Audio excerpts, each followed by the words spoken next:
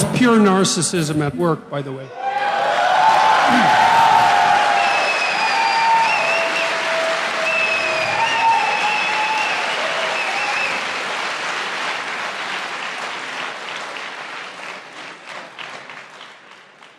You know, to hijack an event like this that other people put time and effort into, and to use their civility of the crowd and the civility of the organizers as an excuse to blatantly yell out your ill-informed opinions is no way to conduct a civil dialogue. It's absolutely appalling. The people who do that should be embarrassed.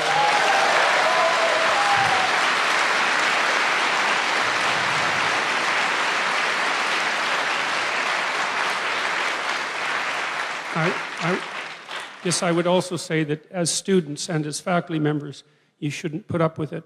There's no way that you should allow people who are doing this to hijack your educational opportunities and to bend and twist the functions and the structures of the university. It's not a good thing, not in any way at all. I would say that was a very disgraceful display, fundamentally. So let's stick with it. Why do you think people are afraid of free speech?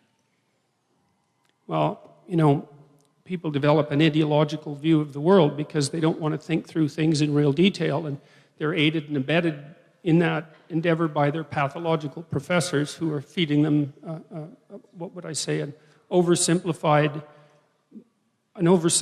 radical view of the world that, in my estimation, is fundamentally based in resentment.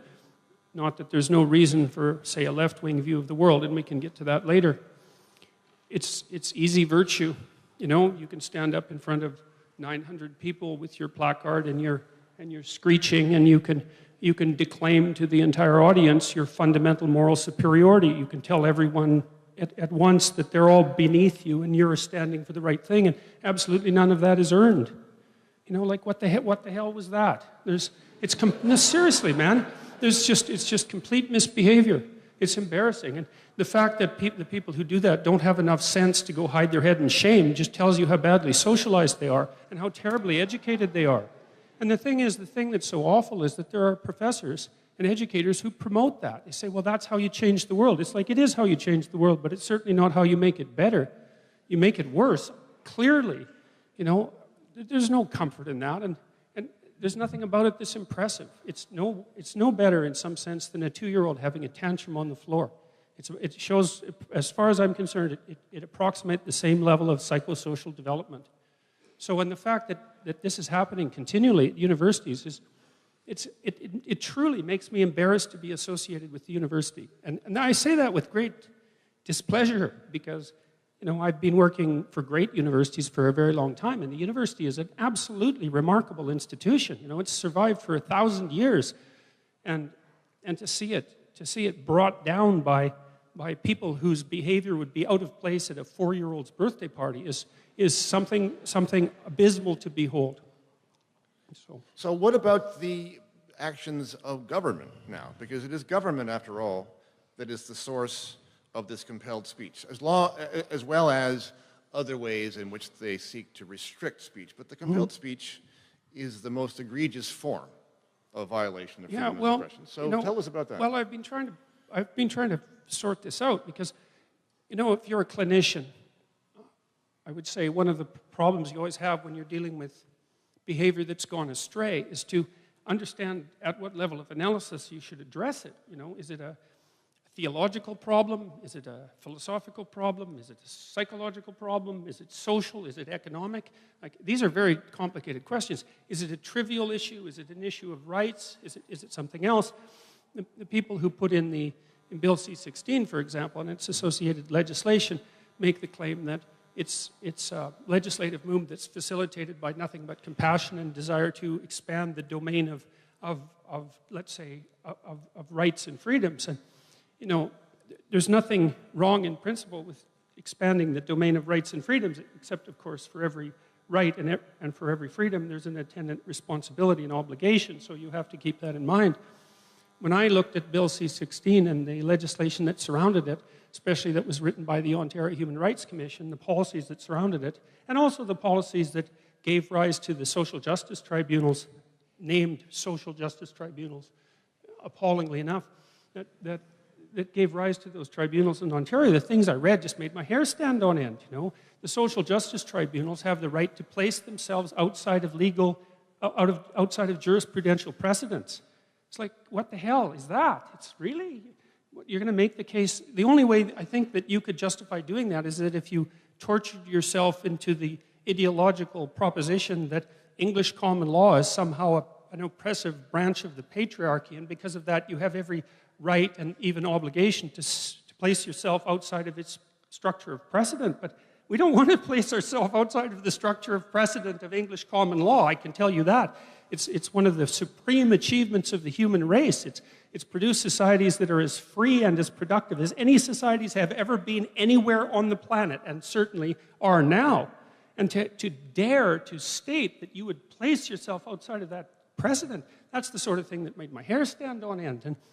And there are other elements of the policies that were equally reprehensible, not least their complete incoherence of formulation. You know, I couldn't understand some of it. Like, I don't understand, for example, with regards to the gender propositions, how it can be that you can be anywhere on the gender spectrum, which, by the way, is not a spectrum technically, and it actually matters which words you use if you're writing law. You can be anywhere or nowhere on that spectrum. Like, I don't know what that means, and I don't believe that the people who wrote it know what it means either. And you don't write things that you don't understand into the damn law. You don't do that because the law unfolds in society, and it tangles people up as it unfolds. And it's no joke when that happens. So you be very, very careful when you're writing law.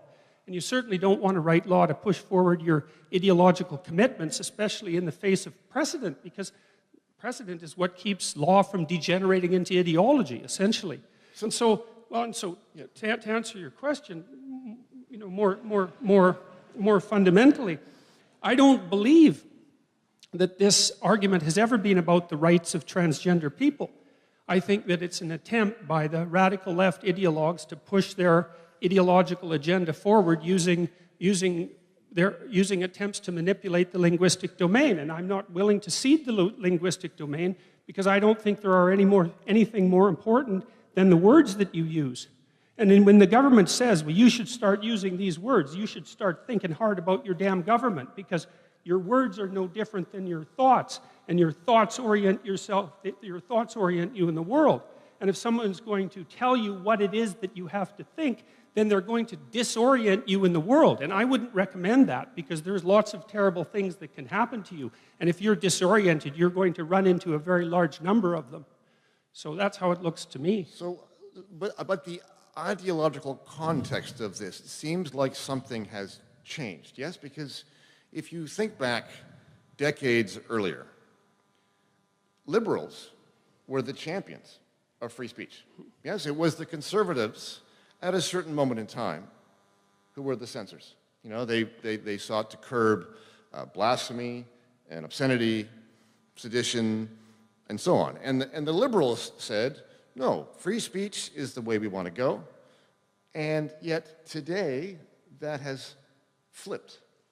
If you look back to what left-leaning officials and authorities and figures said, let me just give you one quote. This is Samuel Gompers, who is the founder of the American Federation of Labor in 1886. He said this. He said, the freedom of speech has been granted to the people in order that they may say the things which, misquoted that, have not been granted to the people in order that they may say the things which please and which are based upon accepted thought, but the right to say the things which displease, the right to say the things which may convey the new and yet unexpected thoughts, the right to say things even though they do a wrong. Now, that is not a sentiment now carried on by the left in today. What has happened? Well, again, I see that it's a consequence of continual agitation by, I would say, a minority of the left, the radical left in particular, and those are people who are Marxist/neo-Marxist in their fundamental ideological orientation and have joined that in an unholy union with the worst of French postmodernism.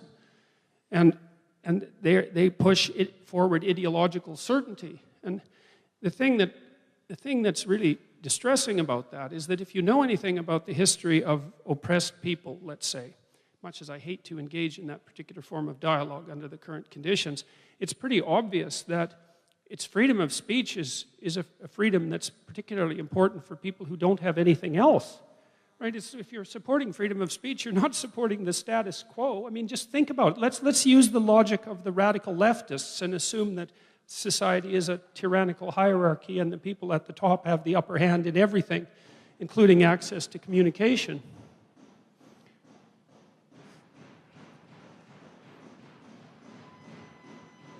These people are not your friends.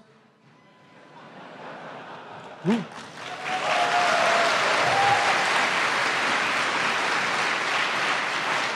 say, you know,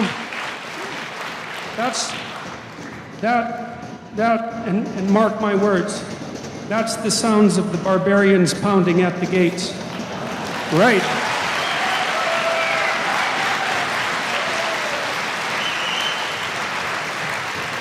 Yeah, that's, I'll tell you again too, that use of inchoate,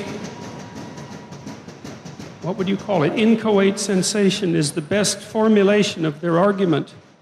And there's not much difference between knocking on the doors and knocking on you. So keep that in mind. It's not amusing. There's nothing to it. There's nothing for it. The thing that's also quite appalling is that there's no evidence whatsoever that the people who are conducting these protests know what it is that they're protesting against.